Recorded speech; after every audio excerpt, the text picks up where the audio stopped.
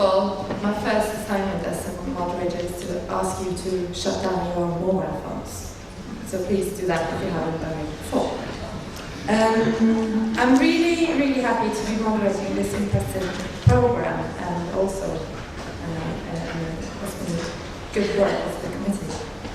I'm not sure if Judy Chicago is going to be our first speaker, needs a further introduction, but I will give one briefly anyway. She's one of the famous. She's inspired and has both inspires and has inspired both feminist artists and activists, not only in the US but also in Norway. And our made our queen announced that she's a feminist, so she's done some work.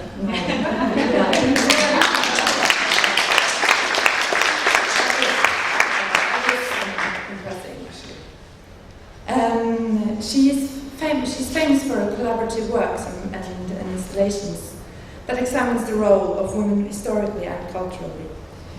And she's a pioneer of contemporary art and participated actively in transforming the male-dominant landscape by creating innovative work from a female perspective. According to her website, she wrote in her journal of the 8th of March of 1971, I'm beginning this journal now, because the work with which I am involved and has developed faster than I ever imagined, and before the moment is gone and forgotten, I want to document the growth of the first feminist art ever attempted. And that's probably what she's going to continue to do here. Welcome, Judy Chicago.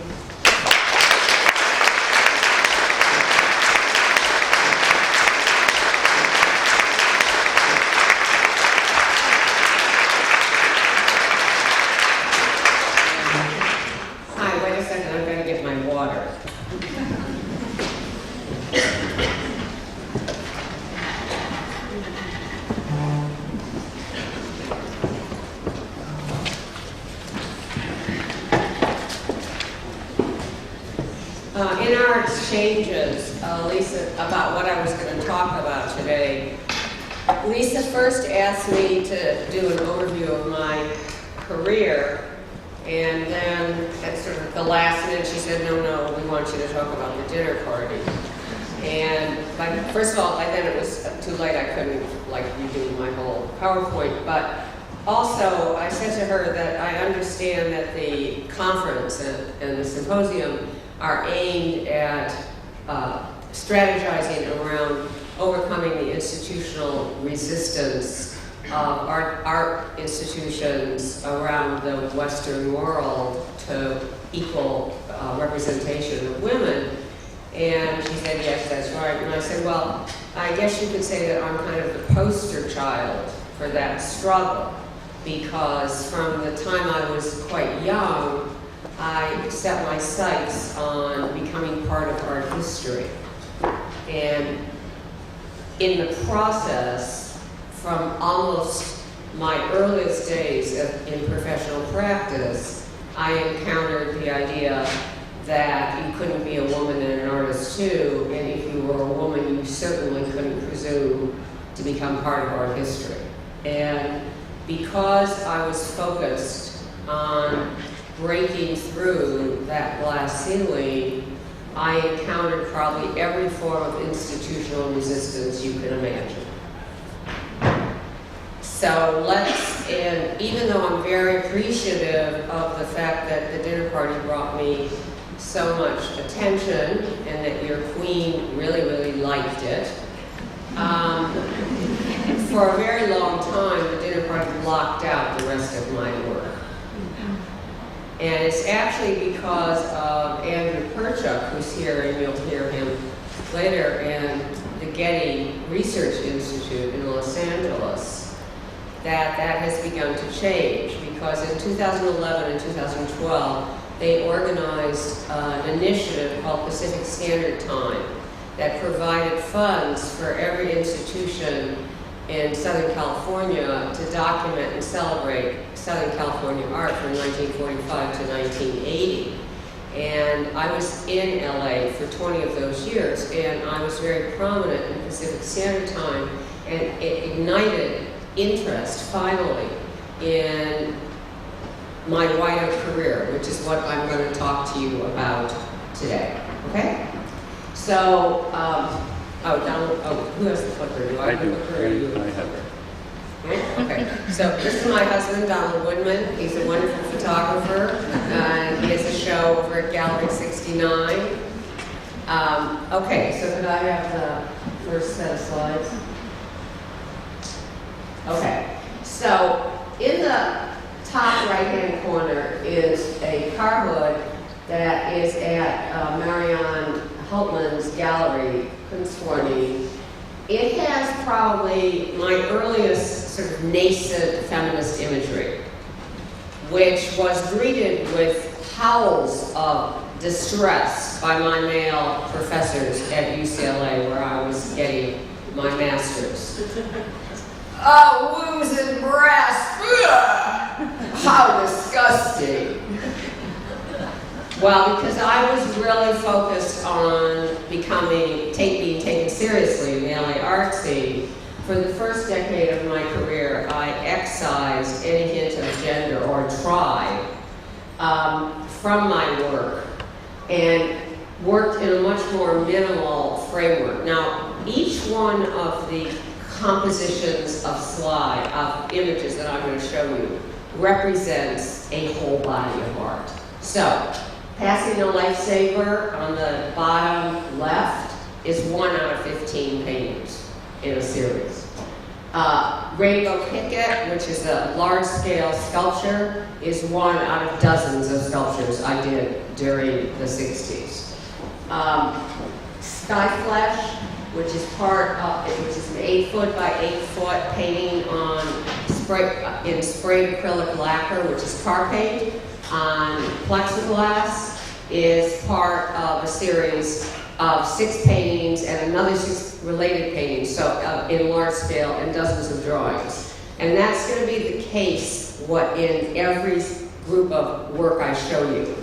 What I show you stands for a much larger body of art, because I have been incredibly prodigious in my art making life. And I've been fortunate to be able to spend most of my life in my studio. Of course, that meant living with no security.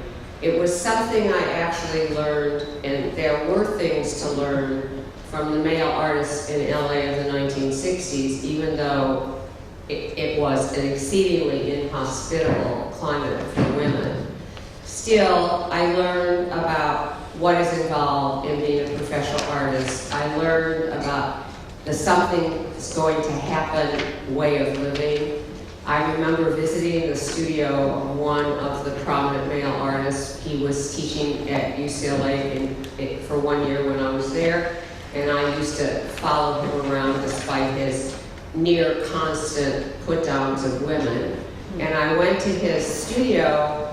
He had a big white studio, and he said to me, on the first of every month, I have to have $700, which was a lot of money in 1957. I don't know what that is in kroners. What is it in kroners? Anyway, it was a lot of money at that time. And I'm like, well, how do you do that? I mean, do you have a job? No, being an artist is my full-time job. Well, how do you live? Well, something happens every month. And that's how I lived most of my life. It's important for people to understand when they look at my career, to understand yes, I got to do what I wanted. Yes, I managed, thanks in large part to Elizabeth Sackler's vision, to enter art history and to overcome the erasure of women artists that I learned about.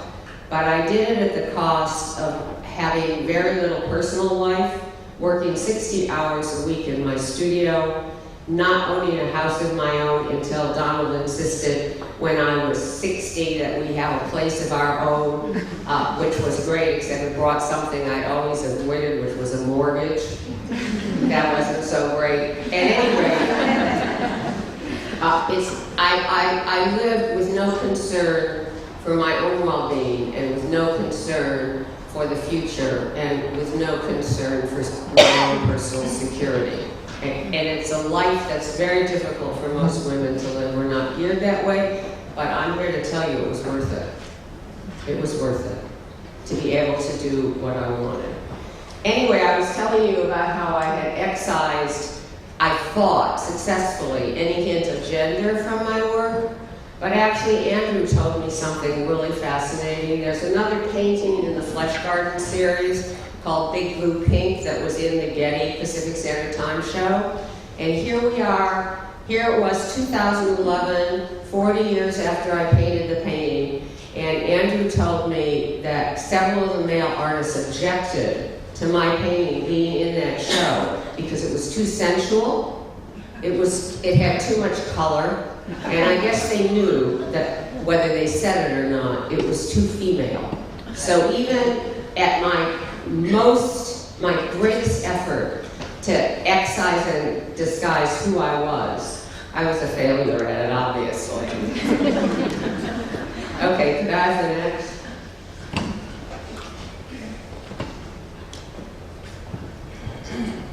After 10 years of working in the LA art scene and trying to be a guy, or as I say, wearing male drag, which means acting and painting as if I was a man, or doing my best, I just got sick and tired of it. And also, even though I was getting into some major shows and I had established some degree of reputation as an artist, and I was sort of, as Andrew said in his catalog essay for a London show that I had last year, I was the only woman taken seriously in the LA art scene of the 60s, right, Andrew? Even though I had accomplished that, what I watched happen to my male peers didn't happen for me. For example, they would have a show, and then they'd have another show. Or they would have a show, and then they'd sell work. Or they would have a small show in a small gallery, and then they'd be invited to have a show in a bigger gallery. That did not happen to me. I would be in a big major show, and nothing would happen. I would have put together a whole body of art, I'd show it, and then nothing would sell. So I always had to start all over again, every time. No matter what I achieved, it didn't take me to the next step. So I'm like, well, if I'm not going to get the rewards, I might as well, screw it, I might as well be myself. But after 10 years of professional practice, the good news is I had built a visual language. I had done a lot of work on color. I had built a kind of formal vocabulary during those years. But I had also disconnected from my own impulses as a woman. And I really, in a way, didn't even know how to get back to them. And that quote that was read a few minutes ago, that was when I was in Fresno, which is a small town outside of Los Angeles. It's sometimes called the navel of California, in not a positive way. Actually, there's a Yiddish word for navel. It's called pupik, and it's very, kind of negative. Well, that's really what it's called, the pupik of California. It's kind of like somewhere there in the body that you're, anyway. So I went there to start the first feminist art program.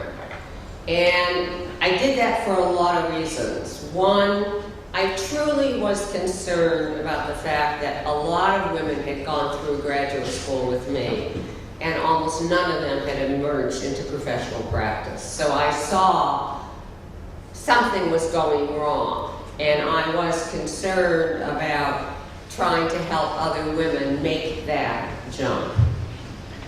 And I also thought to myself, if I can help my young female students become artists without having to do what I had to do, which was put aside who they were as women, maybe I could learn how to do that myself again. And it took a couple of years. It took the Fresno program, it took the CalArts program, and the project we did at CalArts called Woman House. It took being in a female community away from the disparaging comments, looks, viewpoints, and attitudes of the male art world.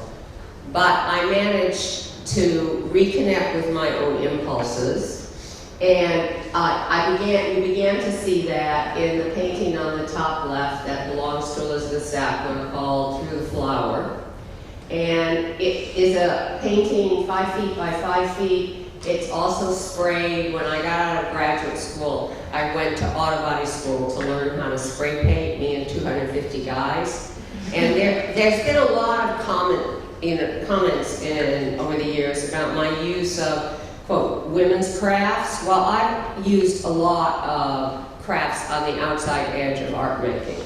You know, auto body school, paint lacquer, plastics, fiberworks, and I choose the technique that seems most appropriate to my content, since I am a content-based artist. And so I was working in sprayed acrylic. Then I was still struggling in terms of hiding my real concerns and identity. And in a series of drawings called the Rejection Quintet, I peeled back that formal structure to reveal my real interest was about the nature of female identity. And a few of you already know this because you were at the opening yesterday, but I prepared and sent over a print of Peeling Back that's modestly priced so that people who are interested in owning something of mine can get it from Marianne. And of course, it was very interesting touring the Queen because she's an art collector, and she was interested in some of my work, and she was kind of taken aback by the prices. And I said to her, as I said to Elizabeth, it's important to value women's art. And the world in which we live, value in art is conferred through price structure. And we women not only have to insist that our work is worthwhile, we women have to buy each other's work if we are able.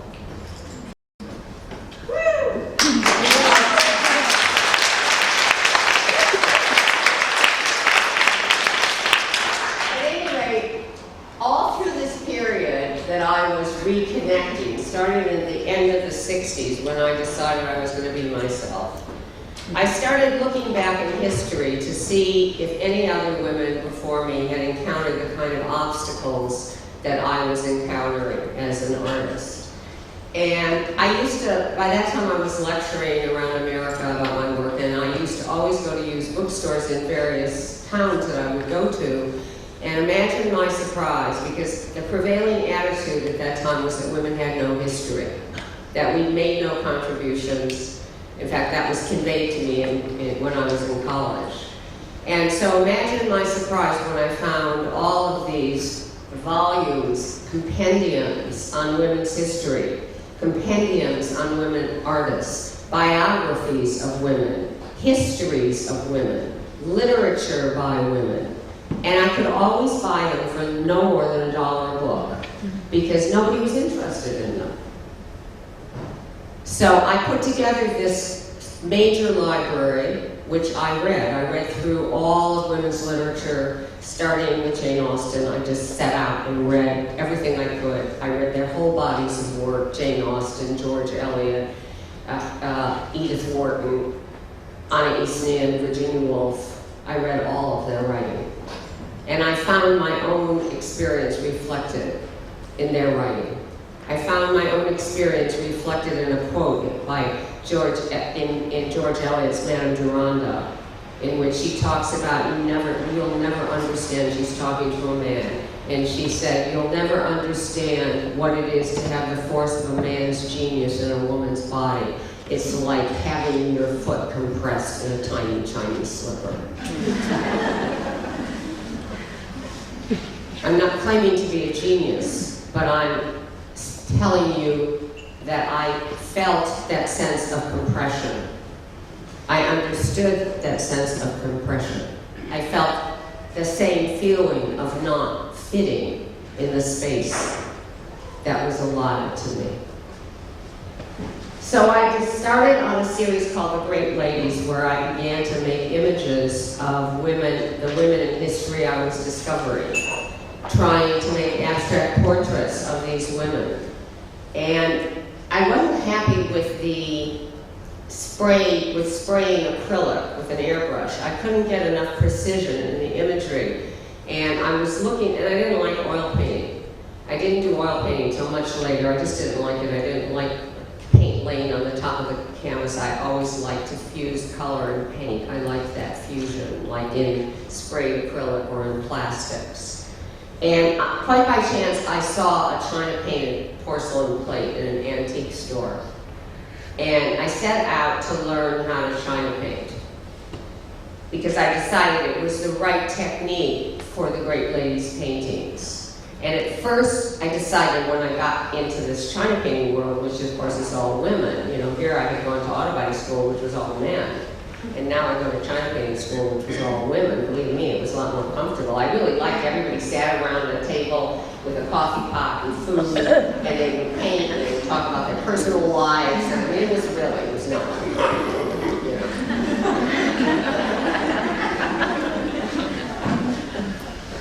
Anyhow, so I discovered plates, you know, because they all painted on plates and stuff like that. And so I decided I would start a small project. I'd paint 100 plates for 100 women in history, and they'd all hang on the wall, because paintings go on the wall. And then at some point, I thought to myself, plates belong on a table, which is how the concept of the dinner party was begun. I started out working on the dinner party all by myself, and I wanted to tell the story of women's history through art. And I had no idea what I was getting into. Lisa was talking about yesterday how she never would have, you know, gotten involved in the symposium if she'd actually understood what was going to be involved. Well, I mean, you know, people saying, well, how did you pay for the dinner party? I'm like, well, you know what? I really didn't say to myself, oh, it's going to cost $250,000. How am I ever going to raise that? No, I just started with the plates, and then I had to buy China paint, and then I had to buy plates, and then I had this problem because I was going to put the plates on a table, and of course table has to have tablecloths, we all know that. So then I had all these big white expanses of the table, and I'm like, well, that's not going to work. Well, so I was doing these little porcelain miniatures where I wrote around the center image. I thought, okay, well, I'll embroider something about each woman on the tablecloth. So I bought an embroidery machine. This became the subject of great humor when the dinner party studio expanded to be dozens of people, and we had our Thursday night dinners, and they said, oh yeah, Judy used to think she was gonna China paint in the morning, embroider in the afternoon, research at night. Also that she was gonna take 48-foot long tablecloths and turn them 13 times in a circle.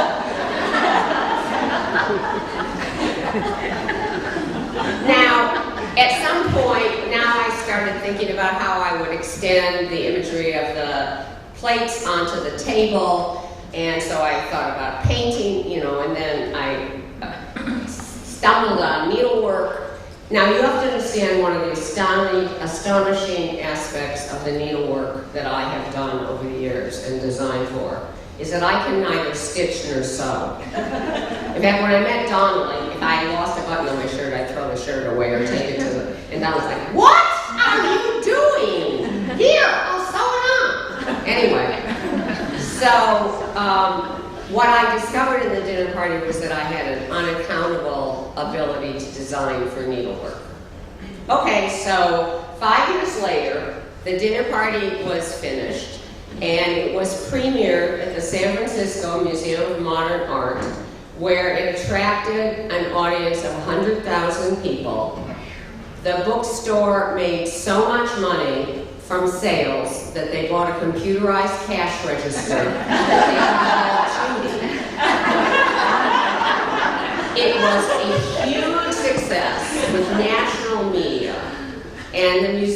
director, Henry Hopkins, intended to tour the piece.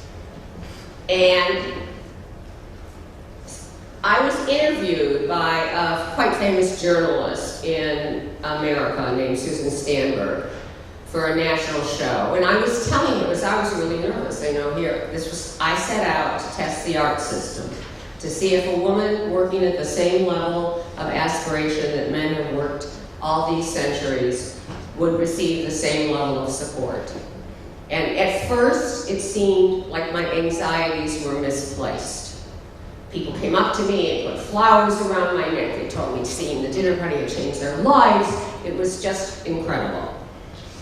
And then all the museums canceled. And Susan Stanberg said to me on this radio interview, but Judy, I was telling her all this. She said, Judy, what will you do about the controversy, when the controversy starts? And I'm like, controversy? What controversy? She says. Well, at the end of his first successful showing, the dinner party went into storage. All the museums canceled, and the artist went into shock. Moreover, the artist had lost everything. Her staff, her studio, her marriage, everything, and was in debt. And had to start all over again. And the only thing the artist had were these letters that started coming in, saying that if I ever did another project, that these people would like to volunteer. And a lot of those people were needle workers. Meanwhile, word of the dinner party spread around the country, around Canada, eventually around the world. And the most unprecedented thing happened. People began to organize in their own communities. They'd go to their museums and they'd say, we want to see the dinner party. And the museum director would say, oh, there's no space in our schedule. Or, it's too big. Or, they spoke in art speak, which means no way. It's just, there's a whole lot of ways, polite ways in the art world to say no way. So people organized in their own communities, and eventually the dinner party, through an unprecedented grassroots tour, went around the world to 16 venues in 6 countries on 3 continents to a viewing audience of over 1 million people. However, when I did the dinner party, I thought that the story it told of ongoing erasure of women's achievements was something of the past. A couple of years ago, the San Francisco Museum of Modern Art that premiered the piece did a book about its 75th history, a big coffee table book, in which there was no picture of the dinner party. And there was only a little small black and white in my studio working on the floor. And it said the dinner party premiered at the San Francisco Museum of Modern Art in 1979 and was never seen again until 2007 when it was permanently housed at the Brooklyn Museum. Thus wiping out 16 exhibitions in 6 countries on 3 continents and 1 million viewers. And it was done by women curators. Which was a lesson, reinforced the lesson that I learned painfully, that in the 70s we cast the gender incorrectly. We cast it around gender when it should have been around values. As a result, we supported a lot of women who were our enemies, and we alienated a lot of men who were our friends. Okay.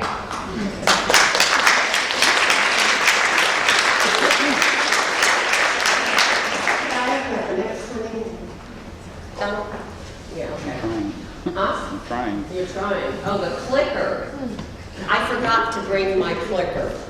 And so we're dependent on a foreign clicker. I'm sorry.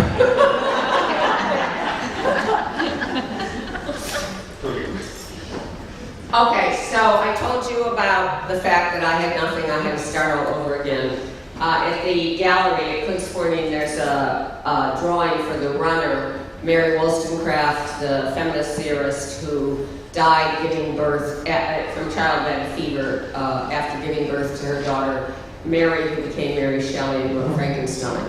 But it was there's also a car hood called Birthhood. Those are the first two images of birth that I ever designed. But during the dinner party and after I did the Wollstonecraft image, I got interested in the subject of birth and the fact that there were so few images of birth in Western art. As I used to quip, if men had babies, there'd be thousands of images of a crowning. At any rate, seeing the drawing for Mary Wollstonecraft was quite raw and graphic, and when it was transformed into needlework, something happened, and I thought to myself, you know, if I want to work on the subject of birth, needlework is the right technique because it has the capacity to transform and soften difficult images. So for 5 years, from 1980 to 1985, I worked on a project called the Birth Project. I worked with needleworkers around the country, around America, as far away from as New Zealand. I created 85 images of birth, which combined painting and needlework. And after the experience with the dinner party of having the art distribution system block rather than distribute my art, I'm like, I'm not doing that again. So instead of doing one major work, I did multiple works that could be shown in a kind of mix and match manner. And since there was so much interest in my work at that time, we came up with these exhibition units that could be shipped basically anywhere and anybody could install them. It was they traveled with their own documentation, their own installation drawing, their own brads for putting up the panels, and it was a kind of do-it-yourself exhibition, installation. And there were 100 Birth Project exhibitions, and then after that, the small nonprofit corporation that I started during the dinner party through the flower decided that we would try and introduce images of birth into our institutions by gifting Birth Project work. So at that time, what we didn't know about was museum basements. See what I mean about my being a poster child for institutional resistance? So first I encounter straight out sexism. Then I run into the art system preventing the distribution of female-centered art. Then I discovered that the museums are happy to take the work for free, but then they never see the light of day. All of these are issues that have to be confronted if we want to try and transform the institutions. Okay, so the image on the left is called Birth Tear Tear. It's a small embroidery executed by Jane Gady Thompson directly over my drawing. And the image on the right is 5 feet by 14 feet long, which is how many meters is that? 4 meters long. And it's sprayed with fabric paint on fabric and then quilted by Jacqueline Moore Alexander. And it's called Earth Birth. It fuses flesh and landscape and posits the female as the source of all life. After I finished, even while I was working on the Birth Project, I went to Italy, I went to Italy for the first time. I had been already in Europe, but I'd never been to Italy, where I saw the great Renaissance paintings that, of course, I had studied in art history. And I thought to myself, if modern society was born in the Renaissance, so was our concept of the heroic. And by that time, I'd been working on issues of female identity for 15 years, and I began to think, you know what? I'm not sure women are the problem.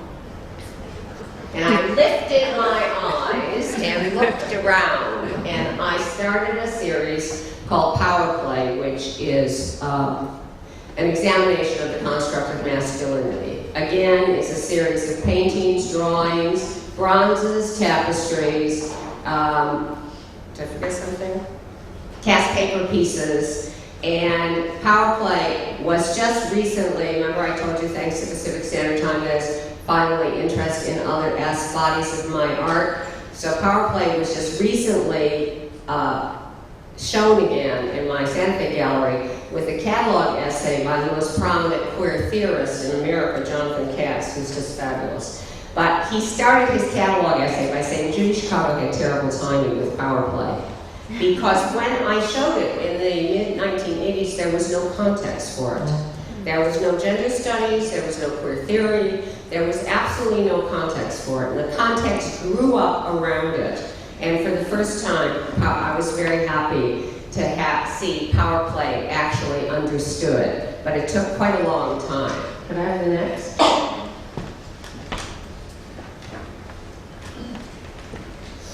In 1985, by 1985, I was living in New Mexico.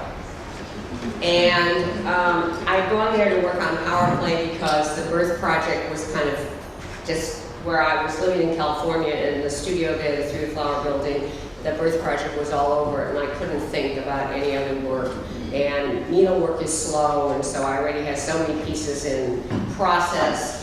They were being stitched. I told you how I worked. Well, I work 10 hours a day. A lot of needleworkers work 10 hours a week. And working with needleworkers in their own homes around the country, I learned about the many ways in which women's lives impinge, women artists' lives impinge on their work. I mean, I struggled with and for a lot of my needleworkers, one of whom had gone to art school with her husband, and he continued to make sculpture, and she had stopped, and she was working on a Birth Project piece, and she had to go into her little room and put on her earphones and shut the door and lock it, because her husband would come and bang on the door and like, "Why aren't you here making me dinner? Come out here and watch television with me."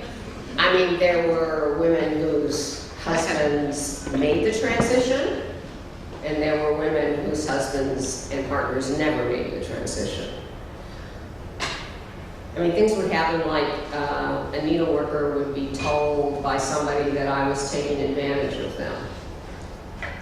And this particular needleworker looked at this person and said, "Let me see, I made you pillowcases for years. I needle-pointed your chairs. You got all that for nothing. I'm working for nothing now, but my work's going into a museum. How am I being taken advantage of now?" But it was kind of hand-over-hand struggle with for a lot of women to even be able to eke out 10 hours a week of work.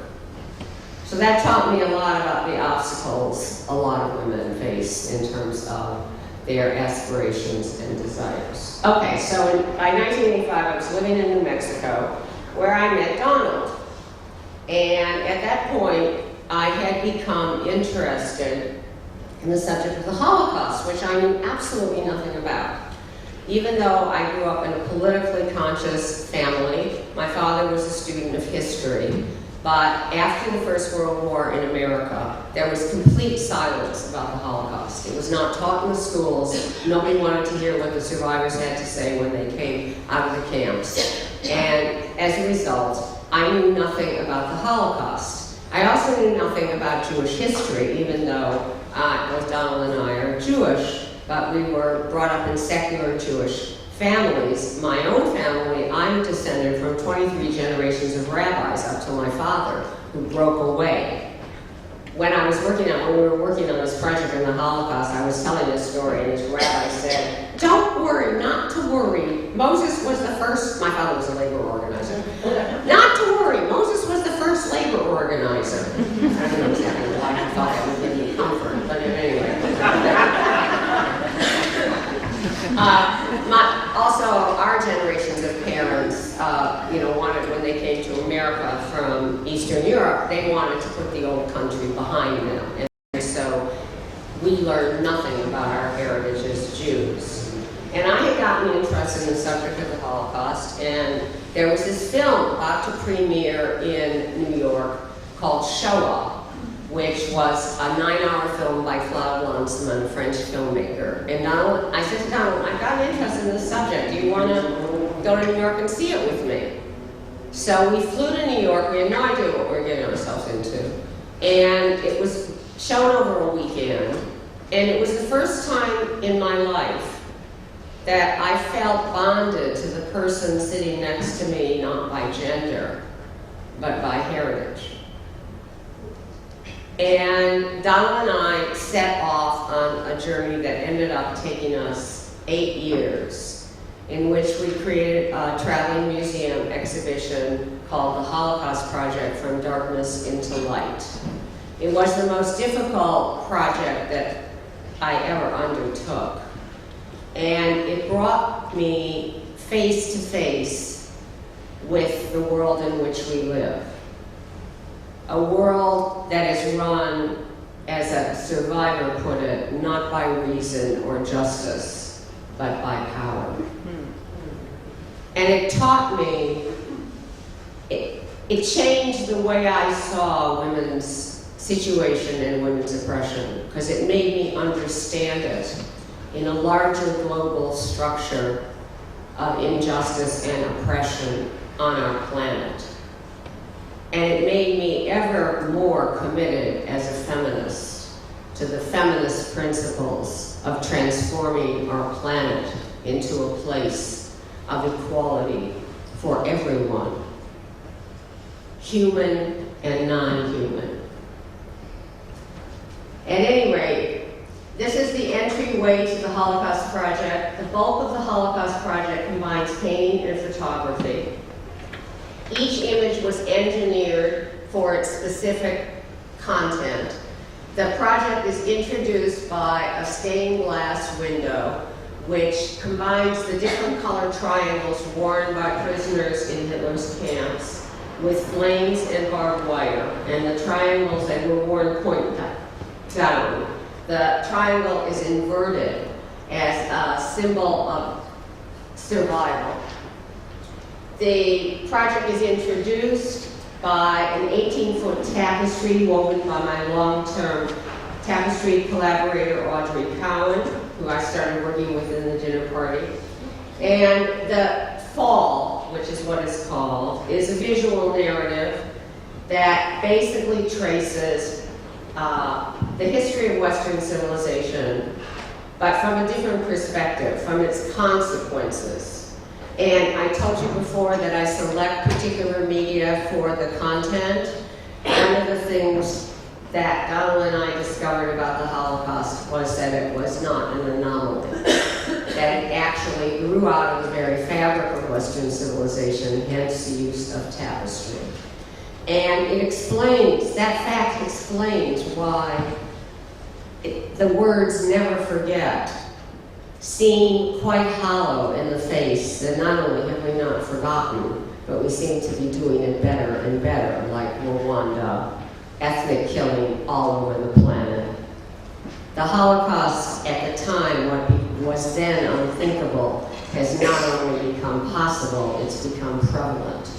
At any rate, the narrative begins with it's based on the early altars, Greek altars, that showed the battle between the Amazons and the Greeks. In this case, it's the battle between matriarchy and patriarchy, the destruction of the goddess, the rise of patriarchal religions, the conquest of the earth, the concreting over the earth with the construction of cities and towns.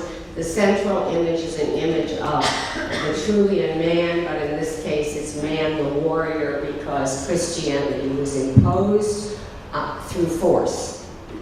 The image on the right is an image based on the Copernican universe, the rise of the scientific process and the rational mind. On the top stream is an overlap between anti-feminism and anti-Semitism. When I was studying anti-Semitic writings for the Holocaust Project, it brought to mind what I had read for the dinner party called the Malleus Maleficarum, which is the How You Know a Witch. It was the text that the Inquisition used. There's a tremendous overlay between anti-Semitic and anti-feminist writings and also imagery. On the bottom, progress out of the scientific revolution, the industrial revolution, time is money, the diminishment of the goddess-given gift of weaving and sewing to women as the first wage slaves in the textile mills, and the assembly line. One of the things that happened to me when we were in Auschwitz is I had this incredible epiphany, because Auschwitz is really, if you haven't been there, it looks like a typical factory town. And the first things on the assembly line were pigs. But instead of processing pigs, the Nazis processed people who were defined as pigs. And so I started wondering, what is the difference between processing animals and processing people? Is there any reason to process any living creature? At which point I could never eat another factory farmed piece of meat again. And out of that, the ultimate fall from grace, out of all those forces, the ultimate fall from grace, the Holocaust. And in terms of the combination of painting and photography, this is the smallest image in the Holocaust project. It's based on a photograph that Donald took in the Alsace-Lorraine area in France. And it was 3 kilometers from the concentration camp Natzweiler. And there was an inn that was the local hangout for the local populace in the SS. And across from the inn was a bathhouse that was converted into the gas chamber for the camp. And it is called Banality of Evil Striphoff. Okay, I'm probably going over my time, which I promised I wouldn't do, so I'm going to run through the last images very quickly. 20 more. I have what? 15 more minutes. I have 15 more minutes. Yeah. Really? I was sure you were going to hold up that 20 minutes on me. Okay, my last large collaborative project was a project that I finished in 2000. It was called Resolutions, A Stitch in Time.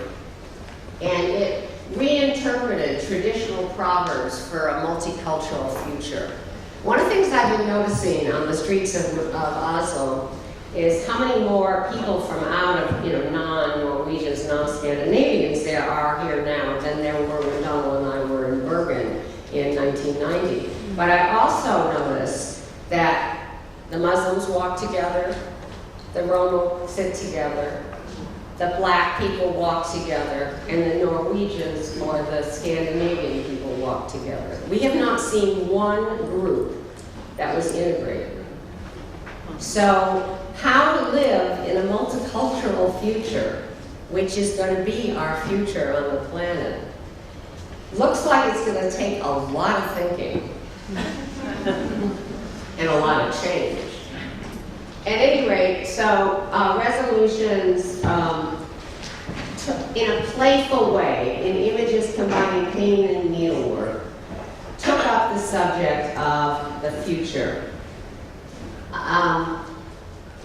It's funny, there's a piece in the Holocaust Project, at the end of the Holocaust Project, concludes with a big stained glass window called Rainbow Shabbat, a vision for the future. And it presents an image of what it would mean to actually have a shared future. It's based on the idea of something called tikkun olam in Jewish culture, which means the healing or repairing of the world. And it takes the Friday night Jewish Shabbat service and transforms it into an image of global sharing. This irritated a lot of people. They said they chastised me for being hopelessly idealistic and naive. So I'm like, really? In the resolutions, there's an image called "It's Always Darkest Before the Dawn." I'm not sure if you can see the imagery, but what happens in this image is that the left panel in sort of shades of gray depicts the world as I see it, and the right panel depicts a vision of a different world which is brought to life through color and embroidery. And if you look at the image of the world as I see it, with the whole of the ozone layer, pollution, the destruction of species, the destruction of the forest, the destruction of the waters, the slaughtering of elephants for their ivory tusks, I'm like, yeah, I'm really hopelessly idealistic. What Donald and I did at the end of the Holocaust Project, which was really dark, was we chose hope. We chose to believe that we human beings have the capacity to transform ourselves and our planet, although every day you read the papers and you think, I sure hope that's right. Because we're going in the wrong direction. Anyway. Okay, the resolutions was also a traveling museum show. It went to like 8 museums. It was traveled by the Museum of Art and Design. And it concludes with a full-scale, full-size figure, sort of indeterminate gender and ethnicity, whose arms are outstretched with a huge heart. And around the base, it says in 22 languages, find it in your heart. Find it in your heart to replace greed with compassion. Find it in your heart to choose hope. Find it in your heart to believe that the world can be transformed. Find it in your heart and find the energy to fight that fight. Okay, can I have the next? I told you at the end of the Holocaust Project, there are 2 glass there's introductory and the final stained glass piece. And I got interested in working in glass when I was working on the Holocaust Project. And since 2003, I've been working in glass, cast, etched, fired, painted. And I first did a series of hands. I became interested in how one hand gesture can mean either welcoming or push away. So I did a whole series of hands and a lot of different techniques. Then I started working on a series of heads, and I did this cast of one woman's head. Her name was Toby, and I got just completely fascinated with the shape of her head. And actually, you know, I realized that if you think about, if you see my show at Kunstforening, you'll see that, you know, some of that early work, like the car hoods, it's all about color and surface. Translucency, while glass has all of that color, surface, transparency. And my work is also about seeing beneath appearances. I mean, for example, looking below the surface around our assumptions about the Holocaust, looking below the surface in terms of ideas about women, attitudes towards women. And glass makes that very easy. It's very easy to look under the surface of glass. And I got really interested in Toby's head, and then I started bringing back techniques that I had used before, like bronze. So this large head, grand Toby head with copper eye, it combines glass and bronze. Can I have the next? I've also, in the last 5 years, been working on a very challenging print project. I've actually done quite a lot of prints over the years. I didn't really realize I've probably done close to 100 prints in various techniques. There's a suite of etchings at the Kunstforening show based on Anna Isen, the Darwin's erotic writing. And in the last 5 years, I've been working on a suite of 7 prints called The Retrospective in a Box that surveys my career. I was originally actually stimulated to do it by something one of my dealers said. He said, you know, Judy, there are a lot of people who are interested in your work, but it's so varied. People don't know where to start. So I thought, oh, okay, I'll do a starter kit for collectors. So that'll be done this year. And I wish I had the last. Oh, let me see. Yes, but I have the last, this next one. These are the 7 images. You can see the first one is based off Through the Flower. The second one, The Butterfly Returns. There was a butterfly image in my early work, like Flight that I showed you at the car hood, and then I suppressed that and it came back when I was working on the preliminary images for the dinner party. So then The Butterfly Returns, and she made for them a sign to see is the only print I've ever done related to the dinner party. It relates to the tapestries that introduced the dinner party, and Donald did the coolest thing. He photographed Belgian linen, and the printer printed a flat, and then he printed the texture of Belgian linen on top of that to simulate a tapestry or a weaving. And the crowning is from the Birth Project.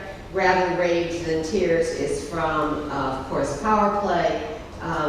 One Must Scream is based on a drawing showing survivors and a painting showing survivors emerging from the bombed out crematorium at Birkenau. And the last image, sort of contemporary image that relates to something called Autobiography of the Year, which were 140 drawings chronicling the ups and downs of the year, from which I developed this image. And that one says, everyone would see who she really was, woman, artist, Jew, but so many years went by, so I got older, so I decided aging woman, artist, Jew. So that's a little survey of my career. And I'm very happy to say that next year, when I'm going to turn 75, there's going to be a sort of national retrospective in America. Again, I'm the poster child for institutional resistance. I'm watching all my male peers have retrospectives at all the major museums around the world. And I have not had that opportunity, so instead there are going to be shows all over America. So I suppose you could just go around and see them all, but you know, that's not going to happen. But it's as close at this point as I've been able to get to having all my work seen. And I'm very, very fortunate that this is happening. As all my friends say, it was like when the dinner party was permanently housed, thanks to the vision of Elizabeth Sackler. All my friends said, oh, it's so wonderful that Judy is here to see it. Just think how horrible it would be if we had to stand around at the opening and say, oh, Judy would be so glad if she was still alive.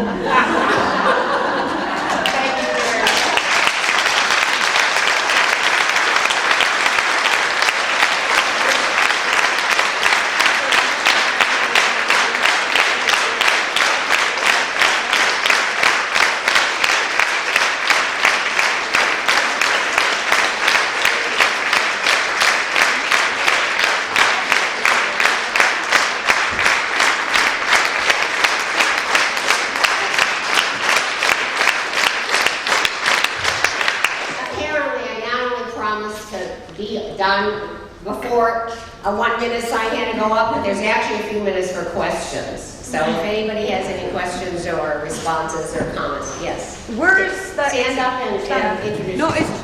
it's just a question on where is that exhibition going to be? There are going to be exhibitions at the Brooklyn Museum. They're doing a show of my early work at the Sackler Center, and there'll be an exhibition at my gallery in New York of early work. That's called the California Years. Then at the New Mexico Museum of Art in Santa Fe, there's going to be an exhibition called the New Mexico Years. And there will also be a show of my most recent work at my Santa Fe gallery.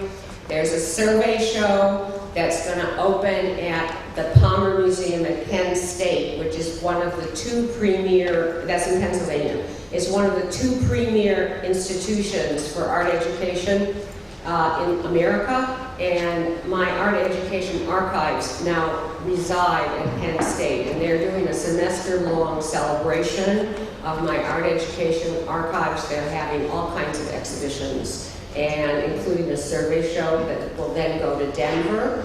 And also I'm publishing a book on a critique of university studio art education, which will come out early in the year, because I have come to the conclusion that university studio art education is inherently biased against women, and I'm going to try and demonstrate that in this book. Do you have an internet site where Yes, people can... judychicago.com. It'll all be on there, okay? And we also have, and also Through the Flower has a Facebook page, which I can't check out because I'm not on Facebook. But anybody who's on Facebook can. There's a lot of, it's just Through the Flower, THROUGH, throughtheflower.org. They have a website and they have a Facebook page where things are posted all the time. Yes. Hello, my name is Betty. I just had a little question about, hello, I'm very curious to know about your rejection. Did you ever confront the museum's directors about your rejections about the party? I mean, your exhibition. It would get me nowhere to do that. In fact, the only time I have ever actually done something about the museum injustice of the museum system was with the San Francisco Museum of Modern Art. That was so egregious because it was not only that they erased the dinner party's history, they also erased the history of one of their own museum directors, Henry Hopkins, who actually not only premiered the dinner party, but in 1979 opened the first time in history, opened the doors of a museum to feminist culture, because the whole weekend was full of lectures, panels, symposiums, and in fact, I don't know if you know who the performance artist Karen Finley is, but Karen, she was one of what we call the NAA. She was the target of congressional garbage. Anyway, she started her career in front of the museum because there were 5-hour lines, and she put together something called the cocktail party, gay guys on skates presenting the 39 awards to the 39 greatest cocks in history. The hairdresser, Vidal Sassoon, was a blow dryer on a paper plate. So I mean, they erased all of that, and for both, by that time Henry was not alive anymore. We used to call him the daddy of the dinner party. And because he remained a stalwart ally of the dinner party, and he was horrified by the low level of discourse that it engendered at that time. And when he was in another position as a museum director in Los Angeles 2 decades later, he revived the dinner party, he brought it back, and it started a whole reevaluation. They erased all of that. And so that, I was so outraged by it. Andrew knows I wrote him. I sent him all the information. I'm like, can you believe this? And they did say, we do recognize the irony of erasing a piece that is about the erasure of women's history. I'm like, oh, man, duh. And then it really pissed me off when the curator who had done it calls me up and she says, I'm sorry, I was rushing. And I'm like, that only made me mad. Like, if you've ever Googled the dinner party, it's really hard to find information, right? And they have this cocktail, huge book that obviously took years to assemble. Anyway, so that's the only time I did it. Now, the people who organized, that would not be a strategically wise thing to do, okay? The people who organized confronted their museums. So I understand there are conversations that we can't have in America because we have private funding, but I understand in Europe there are conversations now starting in terms of groups of women who are looking at the statistics of their museums. There was just an article, I was in London last fall, and I did a lot of interviews with a lot of people in which we talked about what's changed and what's not changed. And there was one woman writer who was saying, well, there's so many more women showing, and I said, yes, but you really have to look closely at that, because most of those shows are in small galleries, regional galleries, nonprofit spaces. If you look at the statistics of major exhibitions, permanent collections, and monographs, you'll discover a paltry amount of women. Well, ever since then, apparently, and in Europe, unlike in America, the museums have to give statistics. In America, they don't do it because there's so much private funding, they're not required to. But apparently, there are some new statistics that I just read the other day in The Guardian. At the National Gallery of London, the National Gallery of London owns 2,300 works of art, and there are only 11 by women. And apparently, there are women now beginning to think about whether or not they can mount legal challenges to publicly funded institutions. That would be a strategy that would be worth pursuing. Calling up the museum and saying, why won't you show my work? Well, living is like, not a good idea. Okay, we have time for one more question. I would like you to say something about the impact you think that the dinner party has had on feminist art communities. That's not an artist question. That's an art historical question. Ask Andrew. Don't kill me. He's like, Judy! No, ask Andrew, ask Xavier tomorrow. I mean, I think that there are historians. Okay, thanks.